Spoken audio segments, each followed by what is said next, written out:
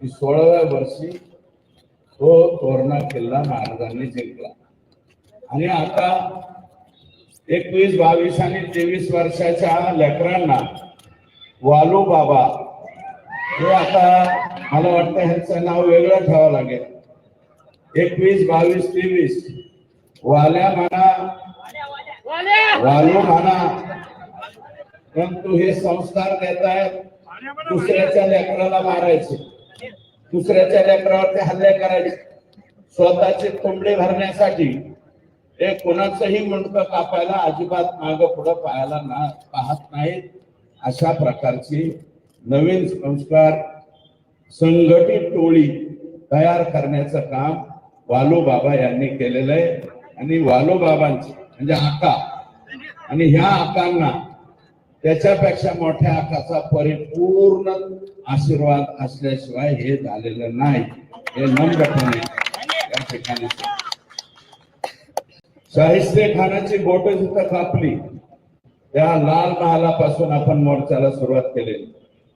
आमचं म्हणणं एकच आहे की शाहिस्ते खानाची बोट महाराजांनी इथं कापली आणि रामशास्त्री प्रभूने याच पुण्यामध्ये पवित्र न्यायदानाचं काम केलं, त्याची आज सुद्धा चर्चा होती.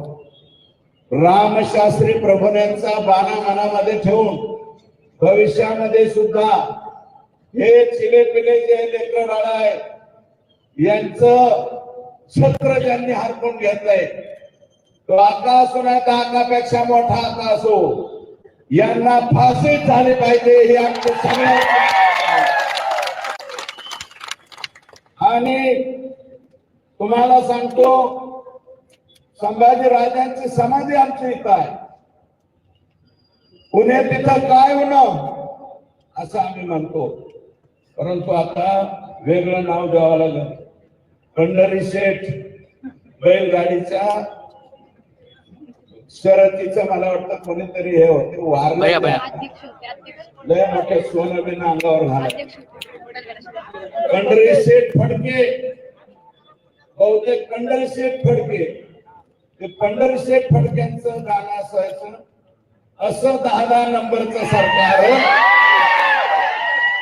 असं 10 नंबरचं सरकार म्हणतो भेटेल जावा पुण्यात, मला अटक करावं पुण्यात. म्हणतो भेटेल जावा पुण्यात,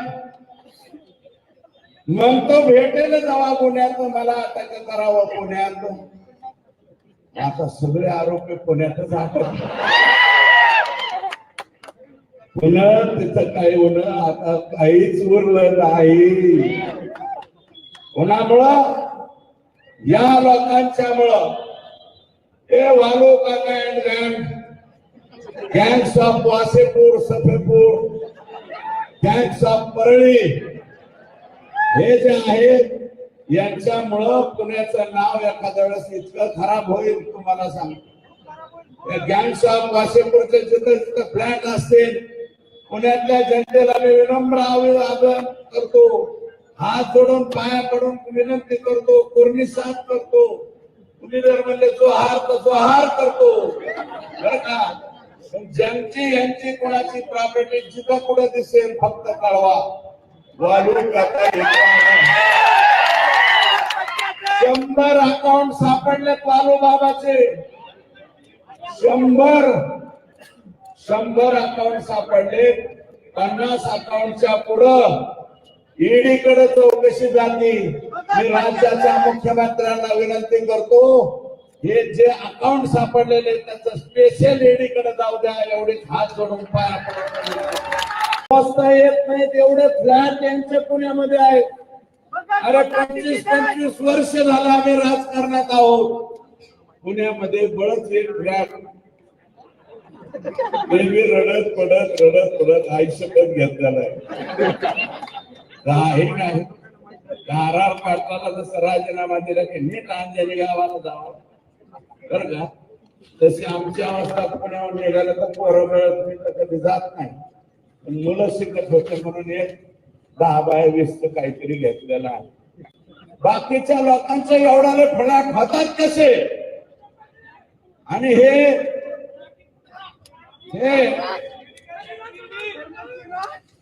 लागेल, ईडी सुद्धा लागेल, बीडी सुद्धा लागेल.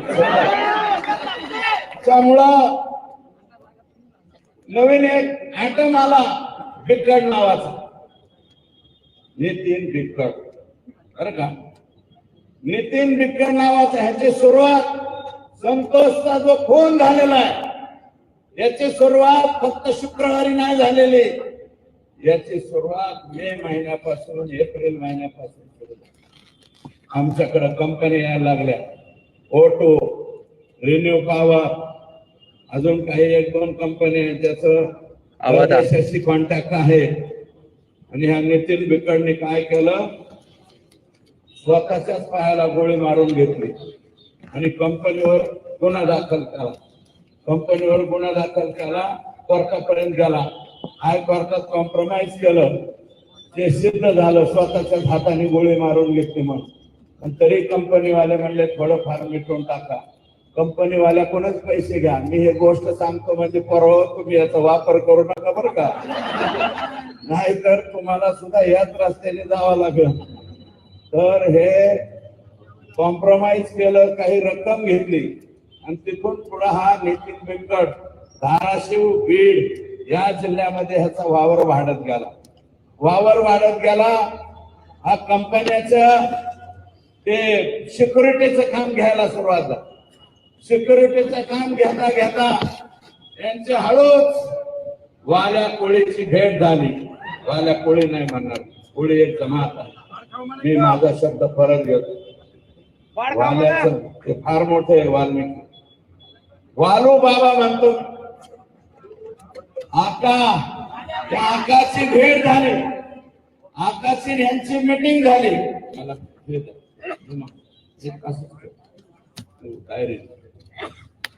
मीटिंग झाली आणि मीटिंग झाल्याच्या नंतर ठरलं वालो काका ने हम साथ में मिलकर काम करेंगे,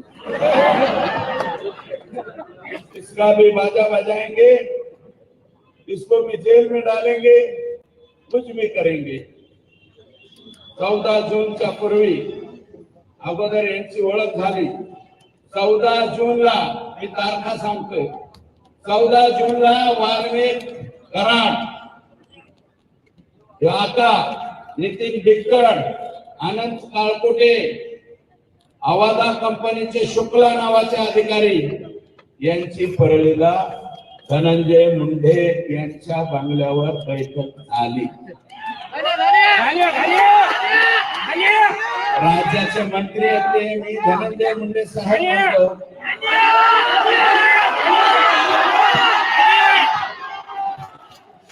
एक बैठक झाली. आवादा कंपनीच्या संदर्भात परत नितीन बिकट, राहणार फकराबाद, तालुका वाशी, जिल्हा धाराशिव याने आवादा कंपनीचे अधिकारी शुक्ला यांना घेऊन परळीला गेला वाल्मिकांना. त्याच वेळेस हे शुक्ला जे आहे ते इकडे पाहत होता. कंपनीचे लोक जे मेन माणसाकडे भेटता येतं का म्हणून प्रयत्न करत होते. जोशी म्हणून पीए धनंजय मुंडे साहेब, जोशी नावाचा पीए, त्याच्या मार्फत कंपनीचे वरिष्ठ डायरेक्ट धनंजय मुंडे यांची भेट घेण्याचा प्रयत्न करत होते. ही बाब वाल्मिकला खटकली, सटकली. आता माझी सटकली तशी वाल्मिक अण्णाची सटकली. वाल्मिक अण्णांनी जोशीला बी काय म्हणायचे ते म्हणला, बाकीच्यांना म्हणला. मग नंतर असं ठरलं, त्याच वेळेस अनंत काळकुटे यांचे सबस्टेशन, ही दुसरी कंपनी आहे बरं का, ह्या कंपनीचं नाव अनंत काळकुटेच्या खाली सांगतो मी, खाली लिहिले. त्यांचं एक सबस्टेशन म्हणजे 132 केव्हीचं सबस्टेशन, 120, 33 हे जे सबस्टेशन चालू असतात, त्या सबस्टेशनचं नाव आय एनर्जी, त्या कंपनीचं नाव आहे आय एनर्जी. हे काळकुटे पुण्यातच राहतात कुठंतरी, मला माहिती नाही, पण अनंत काळकुटे हे त्यांचं नाव आहे, मूळ बीडचे. आय एनर्जी या कंपनीची मीटिंग ईएम म्हणजे आवाला जी मस्सा जोगला आहे संतोषच्या गावी आवाला कंपनी आली आणि आय एनर्जी वाला यांची मुंबईला धनंजय मुंडे यांच्या बरोबर बैठक ठरली. दिनांक 19 जून 2004 मी मीडियाला विनंती करतो हे तारखावर का लक्षात ठेवा, कारण उद्या ह्याच्या चौकशीमध्ये यांचे मोबाईल तिथे दिसणार आहेत, यांचे लोकेशन तिथे दिसणार आहेत. मी नाव सांगतो त्या अधिकाऱ्यांची. कोणाकोणाची बैठक कुठे झाली? धनंजय मुंडे यांच्या सरकारी बंगल्यावर. त्याचं नाव आहे सातपुडा. या बंगल्यावर आवाजा कंपनीचे अल्ताफ तांबोळी प्लस शुक्ला व इतर अधिकारी वाल्मिक आणि बिक्कड यांची बैठक झाली. बैठकीमध्ये डील 3 कोटीला फायनल झाली. कितीला? आता क्या बोले? 3 करोड लग दो. क्या होना? 3 करोड होणार असं हे म्हणले. तर अल्ताफ तांबोळी आणि शुक्ला हे 2 लोक बाहेर पडले. त्यांनी कंपनीच्या वरिष्ठांना फोन केला. कंपनीचे वरिष्ठ म्हणले 3 करोड रुपये आपल्याला परवडत नाहीत, 2 करोड मध्ये फायनल करा. कोणाचे आत गेले म्हणले 6 तिरडी नाही जमती असं हे म्हणाले. आणि तिथून जाताना असं म्हणले की आताच नाही ठरू, पुढे ठरू.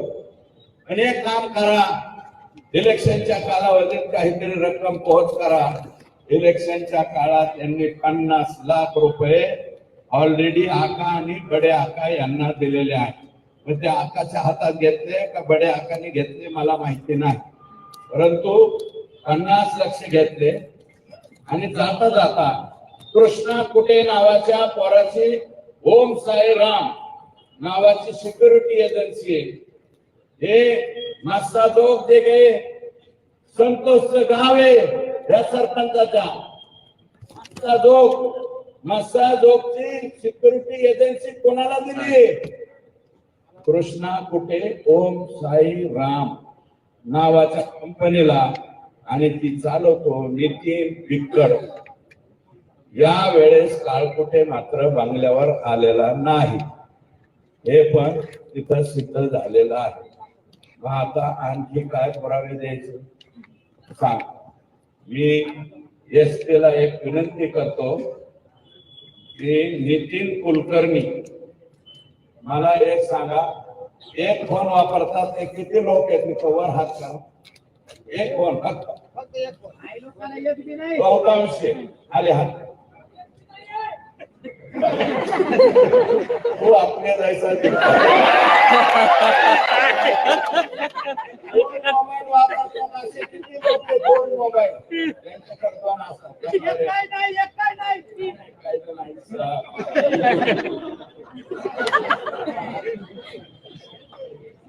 लग्नले 2 मोबाईल वाले सुद्धा आमचे वाल्मिकांना ओळखा का किती मोबाईल वापरतात? 17 मोबाईल नंबर वापरतात.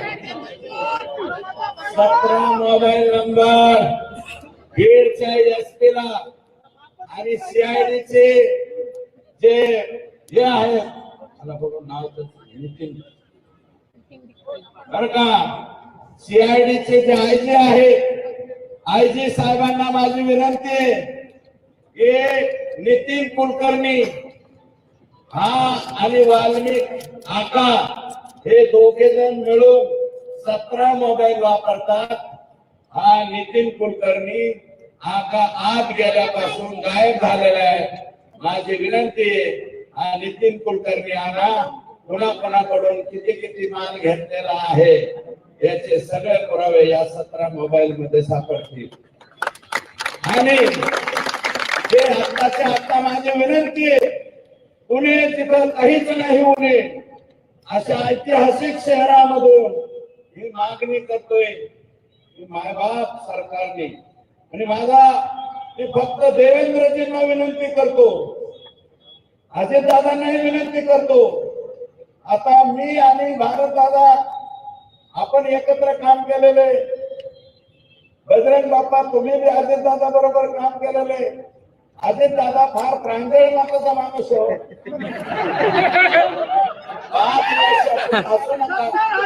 5 वर्षाच्या लेकरासारखं त्याचं हृदय आहे आणि तो कधीच चुकीचा लागतो. मला माहिती की ज्यावेळेस त्यांच्या बरोबर होतो, काही लोकांना मी घेऊन गेलतो, एक दोन लोकांना घेऊन गेलतो म्हणे यांच्या बाबतीत फोन करा. अजित दादा म्हणे हे चुकीचे वागणारे लोक मी यांच्या बाबतीत फोन करणार नाही. 1 वेळा नाही, 2 वेळा नाही, 6 वेळा माझ्या बाबतीत. मी राष्ट्रवादी 2005 पासून 2017 पर्यंत राष्ट्रवादीत होतो, 15 पर्यंत राष्ट्रवादीत होतो. म्हणजे जवळजवळ 10-11 वर्ष मी त्यांच्या बरोबर काम केलं. अजित दादा असा नव्हता रे. अजित दादा तुझ्या पाया पडतो, तुझ्या पाय अडकलं रे ह्याच्यापाशी.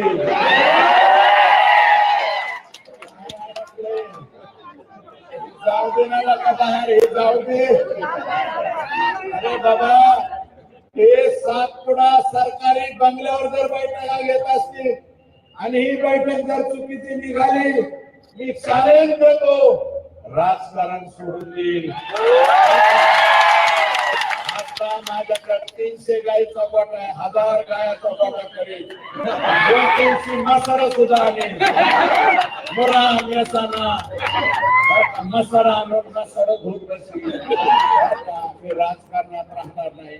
पण दादा, तुम्ही एकनाथराव शिंदे साहेब, तुम्ही आणि आमचे मुख्यमंत्री, ज्या माणसावरती विश्वास तुम्हाला विनंती आहे की ह्याचा छडा लावा. ही जर गोष्ट खरी असली तर काही दिवस जोपर्यंत या केस हे होत नाही तोपर्यंत बाहेर काढा. आमचं म्हणणे सरकारच्या बाहेर ठेवा. राजीनामा तुम्हाला घ्यायचा नसलं तर बिन खात्याचा मंत्री करा. सगळ्यात सोपं राजीनामा द्या ना. अरे या देशामध्ये लाल बहादूर शास्त्रींनी रेल्वेचा एक ऍक्सिडेंट झाला, राजीनामा दिला. निलंगेकरांच्या मुलीचं मार्ग मागं पुढे केले, मुख्यमंत्री म्हणावं लागलं. आणि 26/11च्या घटनामध्ये RR पाटलांचा एक शब्द चुकला. विलासराव देशमुखांच्या पाठीमाग रामशे बंधू, ते भयानक पिक्चर वाले, ते रामशे हिंडला म्हणून विलासराव देशमुखांना घरी जायला लागलं. आणि RR पाटलाला छुटपुट घटना होती म्हणून RR पाटलाला घरी जावं लागलं. अरे बाबा, मी तारीख सांगतो, 3 फडणवीस साहेब, माननीय एकनाथ शिंदे साहेब, माननीय अजितदादा, तुमचा पाय पडून हात जोडून विनंती करतो, यांचा राजीनामा तुम्ही घ्या.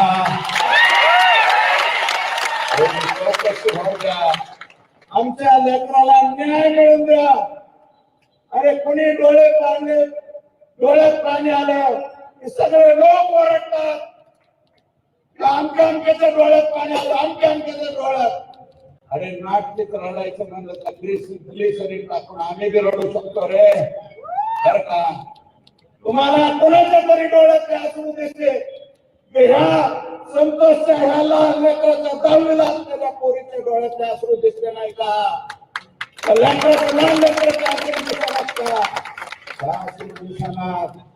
कशामुळं माझी विनंती आहे.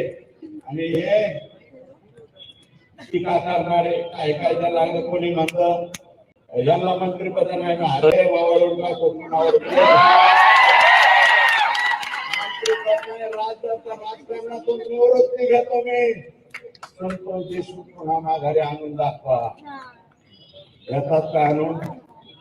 या आणून मी लगेच सगळं सोडून देतो. आणि तुम्ही जर म्हणले ना ते कझाकिस्तानला जाऊन राहा, नाही तर गाणा देशात राहा, गाणा देशात दाखवता. माझा कलर बी काळा आहे, माझा बापच काळा होता. नाना देशात जातो, सोडून जातो, परंतु माझा हेतू काय? माझा हेतू संतोषची पत्नी, संतोषचा भाऊ, संतोषची मुलगी. अरे माझा बाप मी दुसऱ्यांदा आमदार झाल्यावर गेला होता, 6 महिने तेल मीठ मिरची कशी आणायची असते हे मला कळालं नव्हतं. या लेकराचं काय रे, त्याला राहायला घर नाही, 6 पत्र्याचं सुद्धा घर नाही ह्याला. संतोष देशमुखला 3ऱ्यांदा सरपंच झालाय. तुमच्यापैकी सुद्धा कोणी सरपंच असेल, तुमचा भाऊ कोणीतरी ग्रामपंचायतचा सदस्य असेल, 3-3 वेळा ग्रामपंचायतीचा सरपंच होतो. त्या माणसाची ही अवस्था होते. माझा हेतू हा आहे की या संतोषच्या त्याला न्याय मिळाला पाहिजे. याच्यात कसलं राजकारण आलं?